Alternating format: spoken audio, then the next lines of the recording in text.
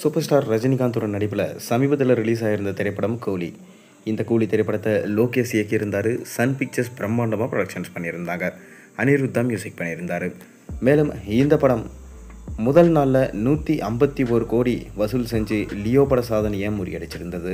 அதைத் தொடர்ந்து முதல் வாரத்தில் இந்த படம் 404 கோடிகளை வசூல் செஞ்சிருந்தது. அதைத் தொடர்ந்து இந்த படம் எவ்வளவு வசூல் செய்ய போகுது என பொறுத்திருந்து பார்க்கலாம் என அனைத்து ரசிகர்களாலும் சொல்லப்பட்டது. இப்போ வரைக்கும் இந்த படம் 500 கோடிக்கு மேலே வசூல் சாதனையை பண்ணதா அதிகாரப்பூர்வமாக அறிவிக்கப்பட்டிருக்கு. மேலும் கூலி படத்துடைய சக்ஸஸ் மீட் நடந்ததாகவும் இந்த சக்ஸஸ் மீட்டில் ஸ்டாலின் அவர்கள் கலந்து கொண்டதாக ஒரு பேச்சு போய்கொண்டிருக்கு. இந்த சக்ஸஸ் மீட்டில் ரஜினி அவர்களை எவராலும் தொடைய முடியாது, ரஜினி தான் என்றைக்குமே வசூல் மன்னன் என ஸ்டாலின் அவர்கள் புகழ்ந்து பேசினதாக ஒரு டாக் இப்போ போய்கொண்டு தான் இருக்குது.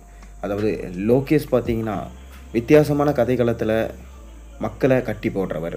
அவரோட இயக்கத்தில் ரஜினி நடிக்கிறார் என்றால் கண்டிப்பாக அந்த படத்தை பற்றி சொல்லவா வேண்டும். ஆனாலும் இந்த படம் நிறைய நெகட்டிவ் ரிவ்யூஸை குடிச்சது. காரணம் லோகேஷோடைய சொதப்பலான திரைக்கதை மற்றும் கதை. படத்தில் எதுவுமே இல்லைப்பா, அங்கங்கே லாஜிக் விதிமீறல்கள் ரொம்ப அதிகமாக இருக்குது.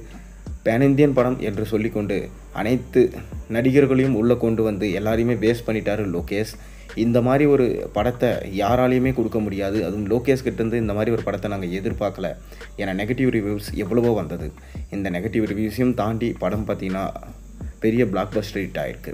அதுக்கு காரணம் புக் மை ஷோவில் நடந்த ப்ரீ புக்கிங் சாதனை தான். முதல் 4 நாட்கள்லேயே பார்த்திங்கன்னா 404 கோடிக்கு மேலே வசூல் சாதனை செஞ்சு ஒரு மாபெரும் ரெக்கார்டை க்ரியேட் பண்ணியிருந்தது. அதுக்கப்புறம் பார்த்திங்கன்னா படத்துடைய வசூல் என்பது நாளுக்கு நாள் சரிவு தான் சந்திச்சுட்டு வருது. இப்போ வீக் டேஸ் முடிஞ்சு இப்போ பார்த்திங்கன்னா ஒர்க்கிங் டேஸ் வந்துருச்சு. இதில் படம் ரொம்பவே தொய்வான வசூலை கொடுக்கறதா சொல்லப்படுது. நாளைக்கு விநாயகர் சதுர்த்தின்றதுனால படத்தோட வசூல் அதிகரிக்க வாய்ப்பு இருப்பதாக சொல்லப்படுது. மேலும் அடுத்த பெரிய படங்கள் இன்னும் எதுவும் வராததுனால கூலி படத்துடைய வசூலும் ரொம்ப அதிகமாக இருக்கும் என கணிக்கிடப்படுது. அது மட்டும் இல்லாமல் இந்த சக்ஸஸ் மீட்டில் ஸ்டாலின் அவர்கள் பேசிய விஷயம் ரொம்பவே வைரலாக போய்கொண்டிருக்கு.